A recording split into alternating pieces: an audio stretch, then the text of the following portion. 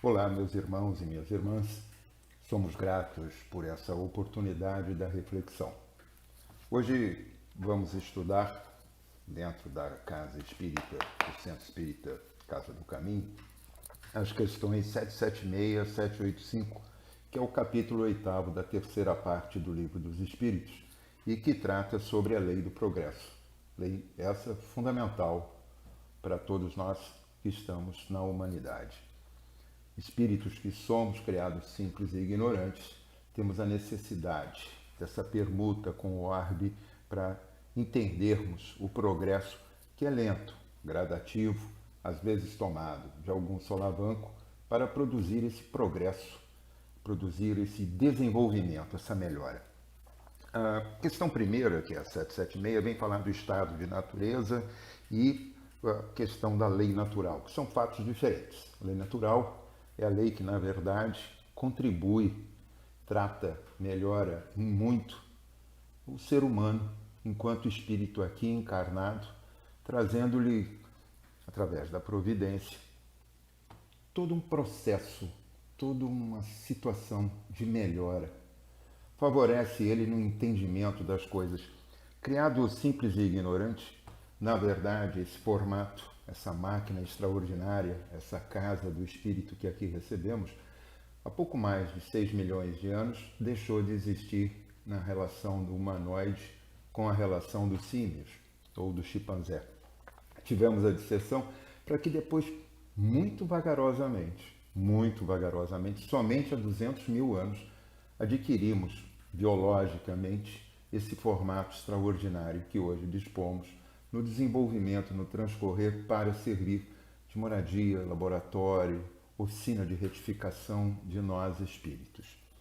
É um fato que a humanidade vem nesse progresso lento. O planeta tem pouco mais de 4,5 bilhões de anos, ou 4,3 bilhões de anos, pequena divergência aí nas referências da ciência, mas o crescimento é lento.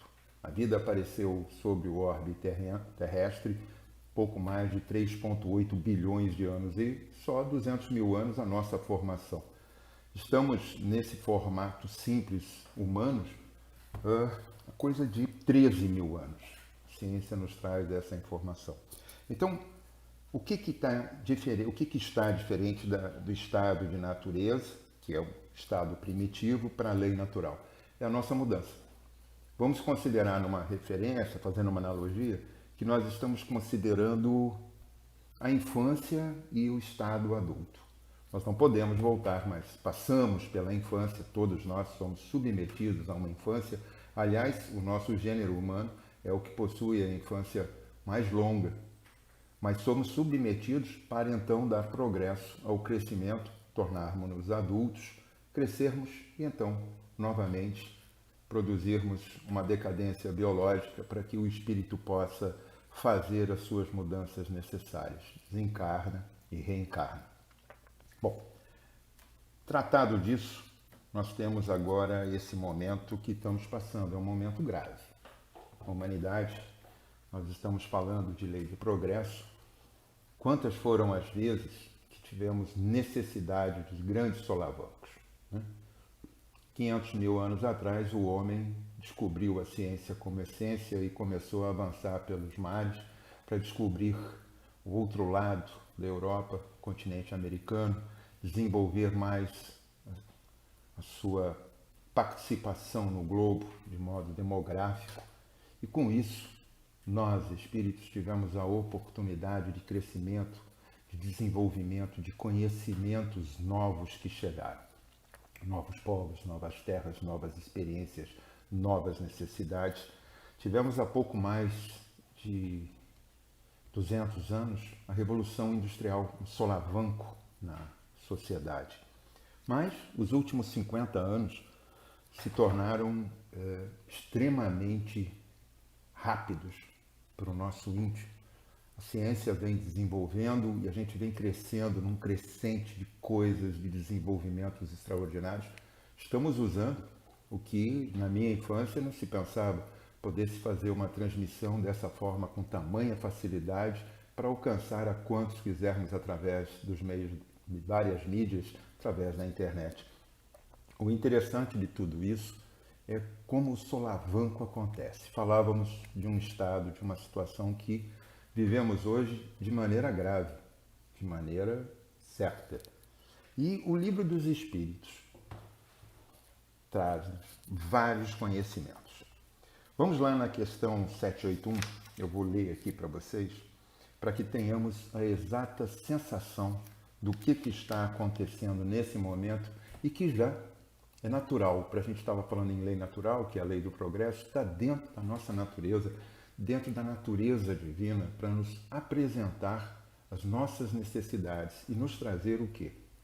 Conhecimento, experiência e, sobremaneira, um acervo que vai ficar junto conosco. Vamos lá. Tem o homem o poder de paralisar a marcha do progresso? Essa é a questão 781. Não, mas tem às vezes o de embaraçá-la. O que é embaraçar o progresso? Nós temos progresso científico, ou seja, o progresso intelectual, e tem o homem o progresso moral. Esse andando e buscando. Mas há grande desequilíbrio. A gente pega o progresso intelectual hoje e percebe que a humanidade está muito à frente. Segundo a ciência, segundo as pesquisas, segundo todas as inteligências maiores do nosso planeta, de agora aos próximos 5 anos estaremos evoluindo mais do que toda a história conhecida da humanidade. E moralmente? Essa é a questão que fica. E moralmente? Como está essa marcha? Como está esse andar, esse caminhar? Bom, somos um planeta com pouco mais de 7,4 bilhões de almas encarnadas num movimento diário de permuta, de troca, né? Almas que chegam, almas que saem. Espíritos que chegam, espíritos que saem. E nesse movimento existe uma diferença. Existem diferenças intelectuais e existem diferenças morais. Nas diferenças intelectuais, existe também contido, nesses dois momentos, a diferença econômica, financeira, material, de disponibilidade. E o que acontece agora? Nós estamos vivendo um momento onde, independente da nossa situação geográfica, qual seja a posição sobre o orbe terreno, independente da nossa condição econômico-financeira, primeiro mundo, terceiro mundo, povos mais avançados na ciência, povos menos avançados na ciência, independente da condição econômico-financeira, independente da situação política, independente da religião, do credo, sejam qualquer um sobre o orbe, estamos todos nesse exato momento submetidos à razão de algo que nos paralisou enquanto humanidade. Se não paralisou na totalidade, se ainda não criou essa paralisação, essa estagnação de um momento em que é, sobretudo, paralisia por medo, pelo desconhecido, por não dispor ainda de todos os meios para evitar o que está acontecendo agora e não poderia, é porque nós precisamos entender outros tantos valores. Quais valores? Valores morais. Valores de estar preocupado com o nosso próximo. A marcha de progresso nos impõe não só a melhoria material, termos tecnologia abundante e essa tecnologia nos trazer medicamentos, nos trazer equipamentos necessários, nos trazer uma série de substantivos materiais que podem e vão, com certeza, nos melhorar, mas que não estão sendo partilhados de modo igual. Estamos falando de uma pandemia, como foi tratado pela Organização Mundial de Saúde. Muitos olham para isso como, mais uma vez, como se fosse uma peste. Existe muita superstição, existe até o desencontro de muitas informações em povos considerados, em países considerados dinamicamente avançados, países do primeiro mundo. E a dinâmica tem sido diferenciada a cada um. Países da Europa, países do Oriente, do Ocidente, enfim, todos eles aqui nas Américas, tudo está acontecendo de maneira diferenciada, mas com uma razão. Está acontecendo, está ocorrendo. E nós estamos hoje como que paralisados, como falávamos. Parte da população terrestre não está. Mas não está porque não foi alcançada nem pelos meios de comunicação ainda. Diverge para que possamos ter entendimento de que muitos dos nossos irmãos em humanidade estão separados de nós. São milhões, 1,8 bilhões de irmãos nossos estão num distanciamento de plena pobreza. Não dispõem de água potável diariamente, não dispõem de alimento para sua subsistência mínima. Diariamente, pessoas morrem pelos mais diversos estados.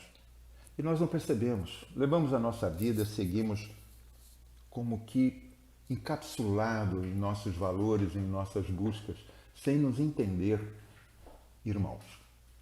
Não fazemos, não exercemos. Tomamos conhecimento, e muitas das vezes temos isso por livre-arbítrio, que é uma extraordinária ferramenta que dispomos de escolha. Mas escolhemos a nós, escolhemos o ser individual, deixamos de olhar o coletivo. Cada vez mais, através do progresso, da posse das coisas, que são importantes para todos nós, mas que no exagero, no excesso, nos distancia da realidade de um sentimento mais apurado, estamos vivendo agora uma percepção de perigo, a percepção do medo. Estamos na marcha do progresso.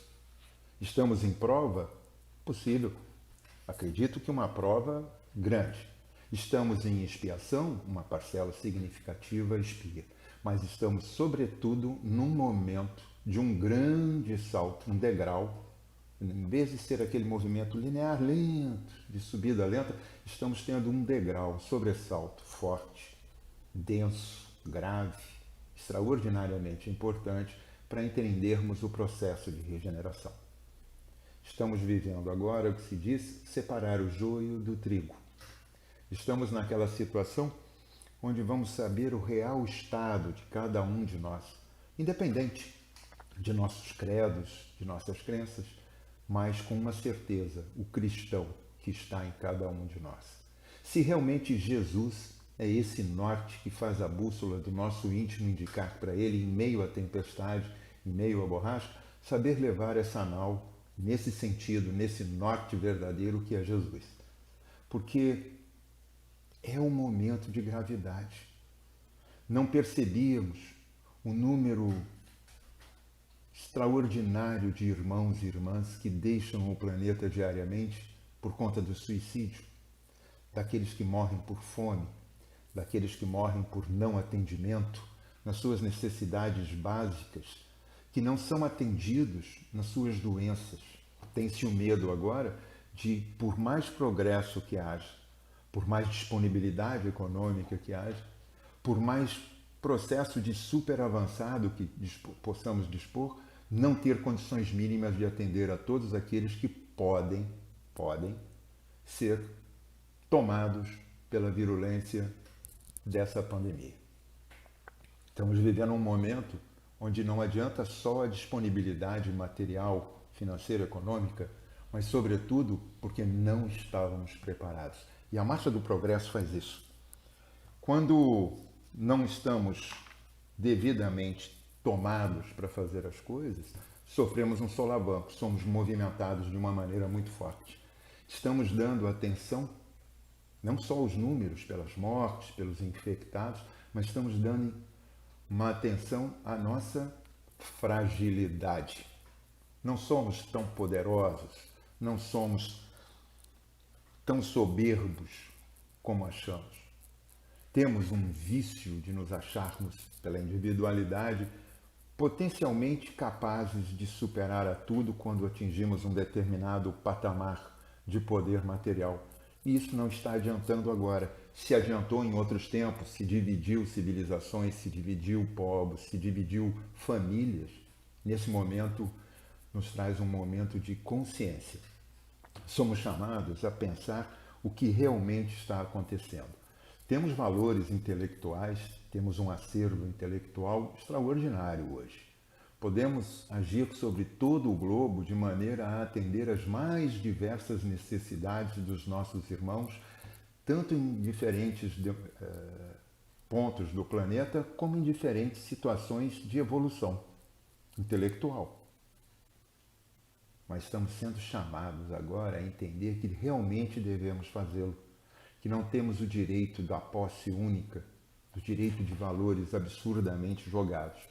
Se fôssemos viver, só exemplo, como um cidadão de classe média dos nossos irmãos da América do Norte, tivéssemos todos, no planeta todo, o uso da disponibilidade material que esses irmãos, segundo uma pesquisa, nós precisaríamos de 4,5 planetas Terra para satisfazer a matéria necessária a esse consumo que existe. Uma classe média. Estou dizendo numa distribuição, como diz o próprio Evangelho, o Livro dos Espíritos vem nos explicar da distribuição da riqueza, que não pode ser igual, é certo? Pois que uns vão ser promovidos a instigar o progresso e outros vão servir a esse processo de trabalho. Mas o excesso, tudo aquilo que está sendo colocado, precisaríamos de 4,5 planetas, como a Terra, para satisfazer. Então está impossível, tem um desequilíbrio e nós estamos sendo chamados à razão mais uma vez. Muitos serão machucados, muitas perdas. O Livro dos Espíritos nos traz aqui qual o maior obstáculo ao progresso na questão 785, e eles respondem: o orgulho e o egoísmo. E lá na frente ele diz assim: desenvolvendo a ambição e o gosto das riquezas, o homem promove, de alguma forma, o seu progresso intelectual. É aquilo que consideramos como mal que vem para o bem e que vai nos separar, como falávamos, o joio do trigo. Aquele que é solidário e aquele que é solitário. Aquele que vive na soberba e no egoísmo de si, ou aquele que é capaz de avançar além dele próprio para atender a dinâmica de um irmão, que não precisa estar tão longe. Muitos nos habitam na nossa órbita geral. Precisamos fazer desse momento, potencializar esse momento para o exercício da verdadeira doutrina espírita, que é reconhecer no próximo aquilo que queremos que ele reconheça em nós. Amor, solidariedade, um processo de busca de bem-estar. Fazer pelo próximo aquilo que gostaríamos não pode ser só uma expressão de Jesus em nós. Tem que ser a nossa ação, tem que ser um movimento com as mãos, com o coração, com o nosso pensamento, a fim de que possamos passar por esse momento grave. E vamos passar, porque tudo passa, como disse Emmanuel a Chico, nós vamos passar, mas trazendo para nós, aqueles que aqui ficarem, estaremos assim promovendo a melhora. Vamos entender o momento grave. Vamos cuidar um pouco mais de nós. Cuidar mais, prestando mais atenção na família, prestando mais atenção naqueles que estão encapsulados como nós, os vizinhos, que estão tão próximos. Sejamos solidários no gesto, no olhar, na percepção, na palavra, no ouvir, no agir. Não comprando tudo para si, mas sabendo deixar que um pouco é necessário para todos e que dia a dia vamos viver igualmente situações que podem ser difíceis, mas que serão ultrapassadas. Que possamos fazer desse momento, repito, grave, difícil, mas de uma possibilidade extraordinária para nós, espíritos, assim crescentes nesse planeta, nesse momento de grande estudo e aprendizado, o grande momento desse salto. Um salto para entendermos a regeneração que queremos está em nos regenerarmos agora em nosso íntimo e o planeta naturalmente se regenerar. Que Jesus esteja presente nesse momento e sempre com todos nós. Que a palavra do Pai seja para todos e que possamos ter em nossos mentores e em nossos bons anjos guardiães a sustentação, os amigos espirituais que hão de fazer de nós ferramentas úteis à geração da caridade e do bem-querer. Graças a Deus.